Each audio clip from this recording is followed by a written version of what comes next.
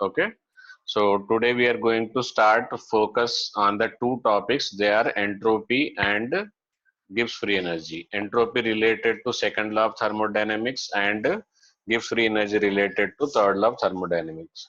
So before understanding second law of thermodynamics, we should have an idea about the entropy. Okay, so we have studied previous topics. First law of thermodynamics is more related to two topics: and internal energy and enthalpy. Okay, if a reaction is carried out at constant pressure, then heat change during that reaction is called as enthalpy change. And if a reaction is carried out at constant volume, the heat supplied or heat required is called as internal energy change. Okay, now we are going to start with new topic which is required for the second law of thermodynamics. Okay, so there is a opportunity to measure the randomness. Measure the randomness. Till the date there was no unit, there was no quantity, there is no physical quantity which is used for measuring the randomness. Okay, so entropy was introduced for that purpose. Okay, entropy is just it's like to measure the heaviness of a body, we got a unit of mass. To measure the hotness of a body, we got a unit of temperature. To measure the size of a body, we got a unit called as volume. Like that, almost everything could be measured. But till that time, there was no unit. There was no unit to measure the randomness. Okay. So with the aim of measuring the randomness, the new unit introduced. Okay. New methodology introduced. New physical quantity introduced. That physical quantity is called as entropy. Okay. It is used to measure randomness. Okay. So first of all, I think you know the meaning of randomness. Okay. If the available particles are arranged like this, okay, that means randomness is less. Okay, if the same particles are arranged in the haphazard way, which way? Haphazard way. Okay, they are kept some particles are at large distance, some particles are at two different angles, then it is called as randomness is more. Okay, so whether they are regularly arranged or irregularly arranged, if irregularly arranged, which is better one, which is worst one. So to compare that, the entropy is used. Okay, so entropy is basically measure of what? Randomness. Entropy is a measure of randomness. Okay, now entropy depends upon the some other factors. Okay, main questions will be conceptual questions from this topic. The questions will be conceptual one. Okay, so but for that, what you have to do, on what factor it is directly proportional, on what factor it is inversely proportional, you should make sure that. Okay, so when first let us start discussing about the factors. Okay, same substance, if substance is same, contained container volume is also same, then if I increase the temperature, if I increase the temperature, then what happens? Due to increase in kinetic energy, molecule will move away from each other, and they will start increasing the randomness. First is entropy, SE, entropy denoted with what? S. Okay, but entropy we cannot calculate, just like internal energy. We cannot calculate absolute value of internal energy. Okay, but we can compare the internal energy of this system is greater or less. Okay, so and we can compare entropy, internal energy increase or decrease. Same is the problem with entropy also. Okay, absolute value of entropy cannot be determined, but entropy increased or decreased we can determine, and the entropy can be compared. Entropy of this is better than that. Entropy of this has increased likewise. Absolute value we cannot determine. Okay. So how will you explain the variation? Now we are going to discuss. Okay. First one is entropy directly proportional to temperature of the substance if constant volume. Okay. So let us take simple example. Water at 40 degrees Celsius, water at 80 degrees Celsius. This is going to be, entropy is going to be more in the water at 80 degrees Celsius. Understood? Second one is entropy directly proportional to volume, but temperature must be same. Okay, so if same molecules are arranged in a small place, then definitely they will be arranged in a proper manner. Okay. If the same molecules are arranged in a large volume, then what happens? They will take on their own place. Okay. Randomness increased or not. So that is the second point. Entropy increases with increase in volume provided temperature is constant. Okay. Now, if the same substance is available, okay, obviously gaseous entropy will be more, liquid entropy will be less. In solid, again, I am taking two examples. If it is in crystal form, then entropy is far, far, far lesser than the corresponding amorphous, like diamond.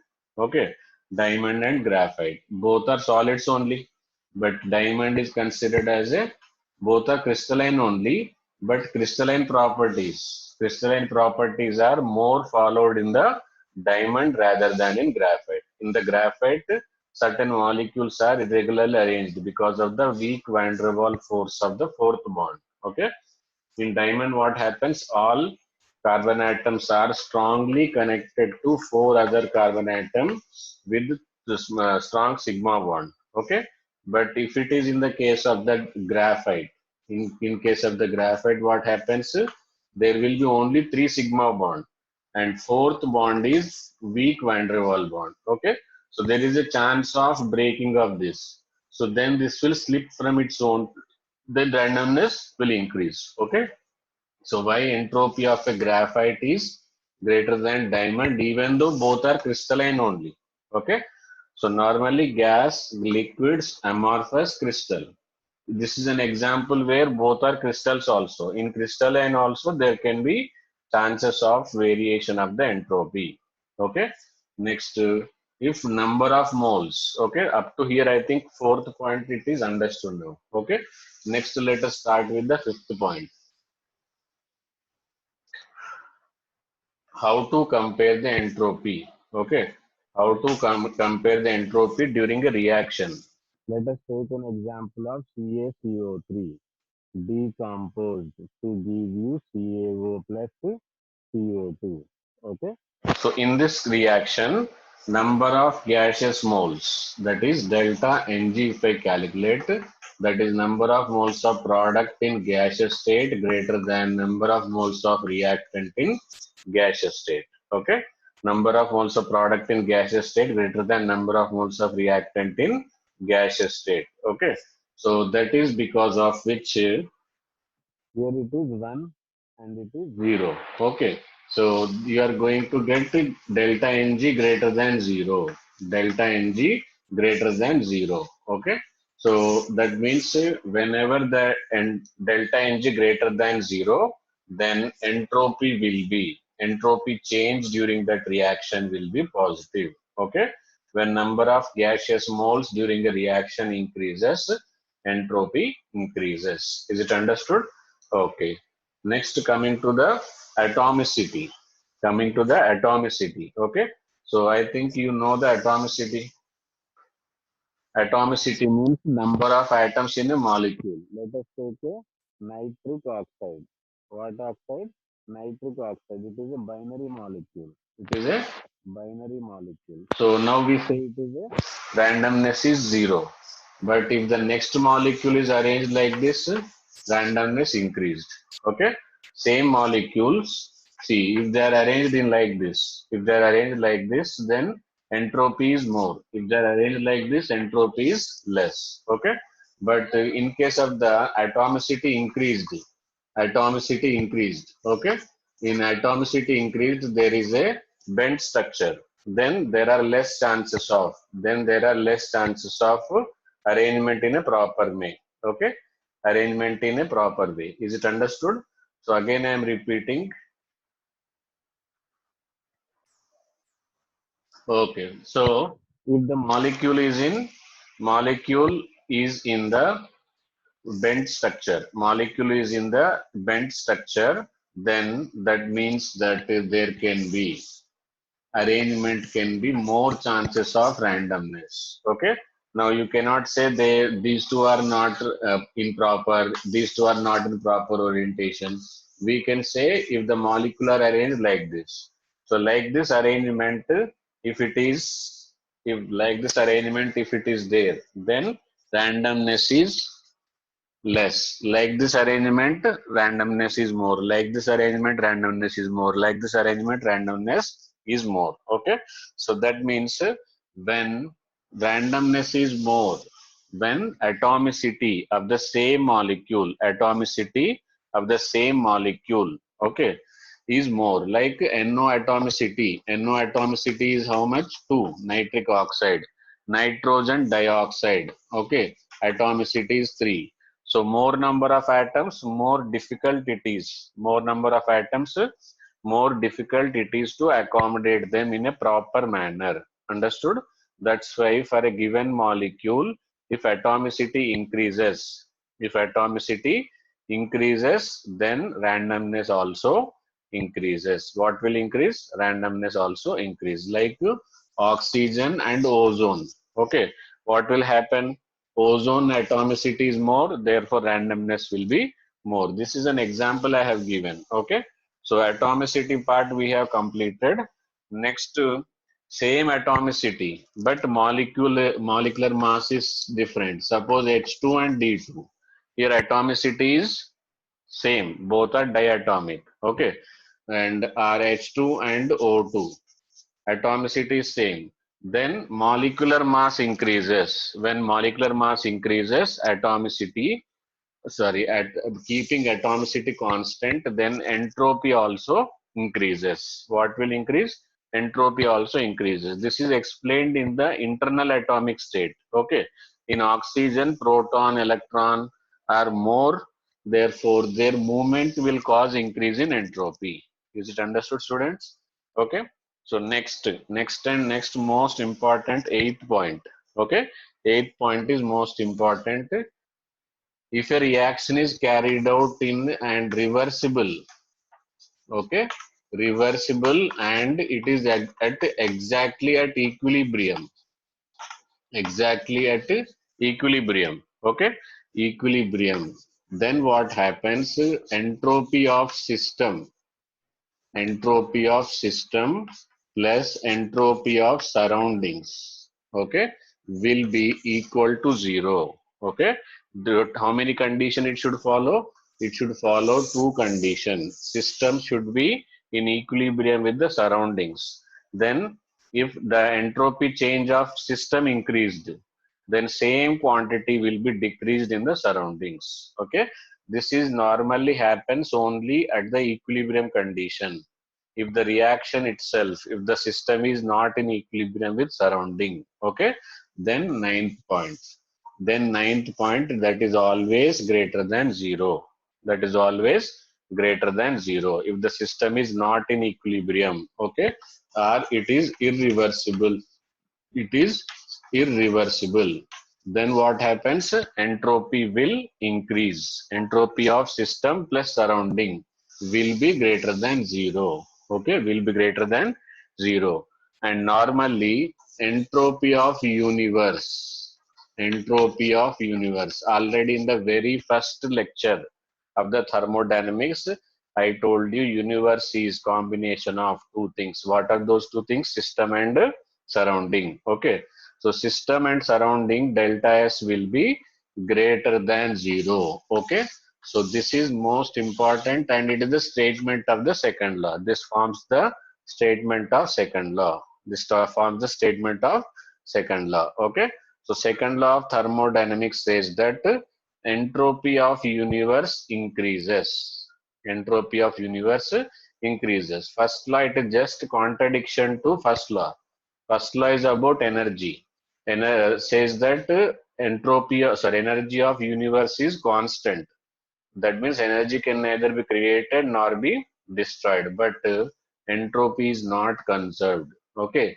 There is no limit that entropy is fixed of the universe. Entropy today suppose 10, tomorrow it will be 12. The day after tomorrow it can be 20. Like that, entropy of universe continuously increases. Okay, that is not conserved. Like energy in case of the energy, today if it is 10, tomorrow also 10, day after tomorrow also 10. That is first law. But conversion may be there. Okay. So today 10, 8 may be electrical and 2 may be what? Suppose heat. Tomorrow they can be both, can be 5 and 5, and day after tomorrow this can be 4 and 6, like that. There can be redistribution of energy from one form to another form is explained by which law? First law of thermodynamics. Okay. First law of thermodynamics says that energy of universe is conserved. But second law of thermodynamics says that entropy of universe is not conserved. Entropy of universe is not conserved. Entropy will keep on increases. Entropy will keep on what? Increases. Okay. Next, after this, delta S universe will increase. Okay. Second law of thermodynamics. Now we are eligible to understand the statement. Okay. So after you know the basics of entropy, then only you will be able to understand the entropy. Okay. Sorry. Second law of thermodynamics. Okay. Second law of thermodynamics is about spontaneous process. Which process? Spontaneous process. Okay. So a reaction or a process is said to be spontaneous. Okay. It occurs only in one direction. Only in one direction. The reaction which occurs only in one direction with or without any external agency report. Okay. So with support of the external agency. Okay. Without the support of any external agency, there can be reaction can be spontaneous. Okay. So but there can be external agency, may be there or may not be there, but it should occur in the one direction. That means heat required or released, not a problem, but it should occur on its own. Okay, in one direction. In one direction only it should occur. Water can never flow from bottom to top, but it always flows from top to bottom. That means it is what it is? It is a spontaneous process. Flow of the water down the hill is a spontaneous process. This will not occur. So therefore, it is non-spontaneous. Okay. And same way, heat flow from high temperature to low temperature is a spontaneous. Suppose 70 degrees Celsius, 20 degrees Celsius. Okay. 70 to 20, it is possible. That is spontaneous. Okay. But 20 to 70, it is not possible. That means non-spontaneous. Okay. A process which occurs only in one direction with or without any initiation. It is not that every time we will keep on supporting it. Only in starting we should, if we support, if it continues in the same direction, then it is called as spontaneous. Understood? So in every spontaneous, second law of thermodynamics reaction is about the second law of thermodynamics is about the spontaneous process. With every spontaneous process, entropy of universe continuously increases. Entropy of universe continuously increases. That is, entropy cannot be constant. Entropy cannot be constant. Is it understood? So this is about the second law of thermodynamics, and there are certain statements. Okay. There are certain statements. More than one type of statement are there for the second law of thermodynamics. Okay.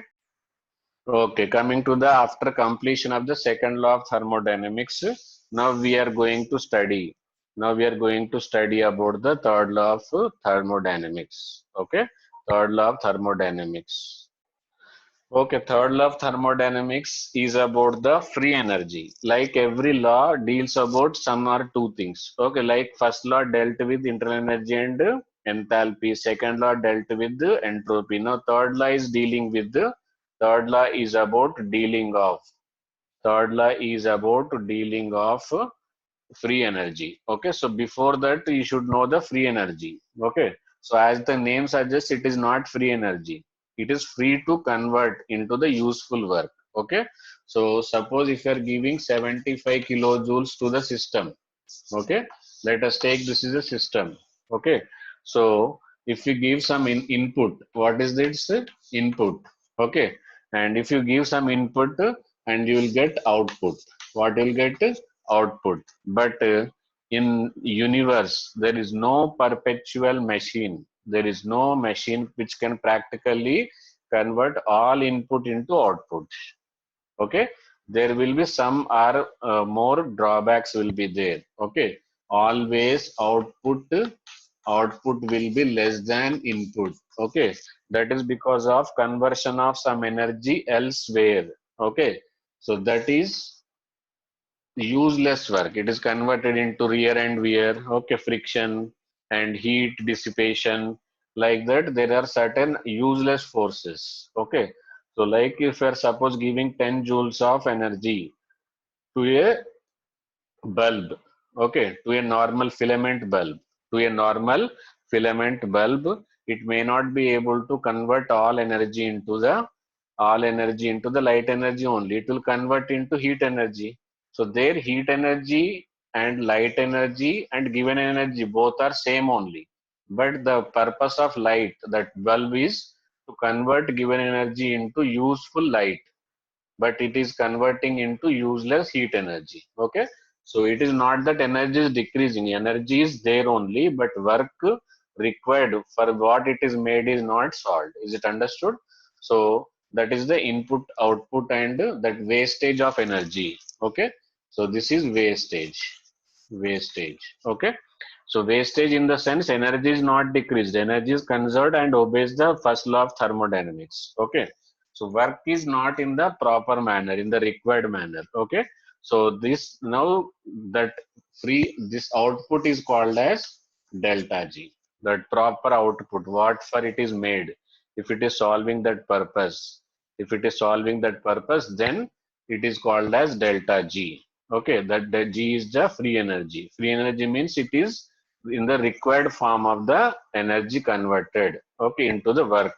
Okay, now input is delta H. Okay, so this is delta G. Suppose if I want to get delta G, okay, this will be delta H minus something. Actually, that minus is used up. That minus is used up. Okay, that minus is used up. Okay.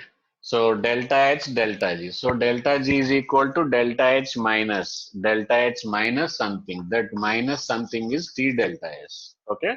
That means wastage is used up in increasing the entropy. Where it is used? In increasing the entropy. Okay. So first of all, at least now you got idea about what is free energy. Free energy is the free energy is the amount of energy which is converted into useful form, useful work.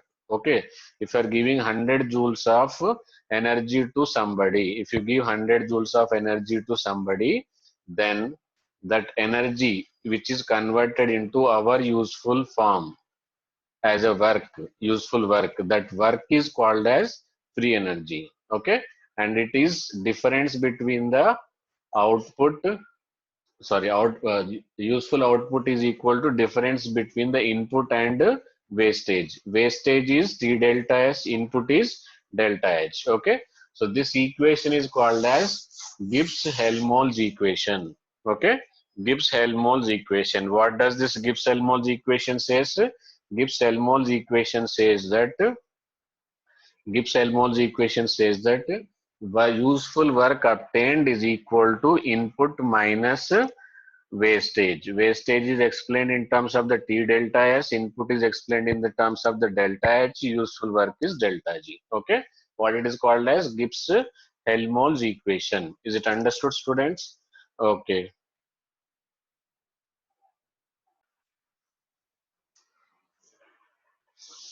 Okay. Now I will explain the another form of the third law of thermodynamics. After understanding Gibbs free energy, now it is time to understand about the third law of thermodynamics. Okay, statement of third law of thermodynamics, entropy. This was the limitation of the second law of thermodynamics. Okay, so second law of thermodynamics says that absolute value of entropy cannot be determined. But this third law of thermodynamics is given an opportunity to measure the absolute value. Okay, entropy of perfectly crystalline. Which crystalline? Perfectly crystalline. Okay. Like I told you in a one example, graphite and diamond. Which is perfectly crystalline? Diamond is perfectly crystalline and graphite is less perfect. Graphite is what? Less perfectly crystalline. Okay. Entropy of a perfectly crystalline solid. Okay. That should be again solid. See how many cares are taken. Okay. At absolute zero. Absolute zero. Okay. Is zero. See how beautiful statement. Okay. This zero is different, this zero is different. This zero refers to the temperature. This zero refers to the entropy. Okay. So entropy is zero provided how many conditions it should satisfy? The given substance should be in solid form. Okay. And it should be crystalline solid form and it should be perfectly crystal. Okay, there should not be any defects in the crystal and temperature must be 0 Kelvin. When all these four conditions satisfies, that time entropy is 0. Entropy of a perfectly crystalline solid at absolute 0 is 0. Is it understood? Now graphical form. Okay, so let us take so this is the zero. What it is? Entropy. Entropy will keep on increase, keep on increase. Okay, there will be sharp increase. Keep on increase, keep on increase. Sharp increase. Keep on increase, keep on increase. Okay, so at two places, certain times more than this two also possible. Okay, so here this sharp increase is conversion of this is in solid, this is in liquid. Okay, maximum sharp increase at the same temperature. Here temperature is fixed, temperature here it is fixed. Okay, so this temperature is melting point, this temperature is boiling point. Okay, so at this temperature this is entropy change. Okay, entropy change is positive when you keep on increasing, but at certain places you will find sharp increase. Wherever sharp increase is there, that means they are the melting point or boiling point or changes in phases are taking place. If it exists in if it exists in some if it exists in some allotropic forms, then the transition temperature also will be there. There is transition temperature will be affecting here. Suppose graphite to diamond, it is not possible at any temperature. Suppose it possible, then it will be added there. Okay, that means this is some crystalline form change. It is from crystal to amorphous. Both are solid only. Solid to liquid, liquid to gas. Okay, so this is about the graphical representation of third law of thermodynamics. Okay, now most important part of this is about the delta G, Gibbs-Helmholtz equation. Okay, delta G is equal to delta H minus T delta S. To be a process spontaneous. Okay, now I will take different conditions delta H and delta S. Okay, and I will take the conditions of delta G. For a reaction to be spontaneous, must and should condition is that the delta S delta G must be negative. You do anything but delta G must be negative. For temporary condition, secondary condition, delta S should be positive. Secondary condition, delta S should be negative. Okay, so if this is negative, this is positive, they are better, chances are there, but this has to be negative, then only that process will be spontaneous. Okay, so if delta G less than 0, spontaneous. Okay, spontaneous. If delta G equal to 0, equilibrium. If delta G greater than 0, non-spontaneous. This is a method to find out whether reaction is spontaneous or not. Okay, now I will take delta H, delta S, delta G. Okay, spontaneous. Is it understood? So very easy condition, just a algorithm. Okay, now I will take positive. Okay, positive, negative, negative. Okay, here positive, positive, positive, negative, negative, positive, negative, negative. Okay, so these are the four conditions possible. How many conditions are possible? Four conditions are possible. Okay, now both positive. See, this is positive, this is negative because of this minus sign. Okay, so delta G will be negative when temperature is very high. What? When this value is more negative, okay, this total value, then this will be negative. So positive when temperature is low. Okay, so that means spontaneous at high temperature, okay, and non-spontaneous at low temperature. Non at low temperature. Is it understood? Likewise, you can arrange them. Okay. Second condition is positive and negative. So this is negative and negative, always positive. Okay. So always positive. It is always non-spontaneous. It is always non-spontaneous. Is it understood? So this is the second condition. Okay. Now what can be the third condition? This is negative, this is positive. Okay, this is negative and this is positive. So it is negative, it is always negative. Okay, always spontaneous, always spontaneous. So what will be the third condition? Third condition will be this is negative, this is also negative. Okay, this is negative, this is positive. So this positive quantity must be less. That means temperature low, then delta G is negative. Temperature high, then delta G is positive. Is it understood? So that time negative means spontaneous. This is in this condition low temperature spontaneous, high temperature non-spontaneous. Okay. So let us join back.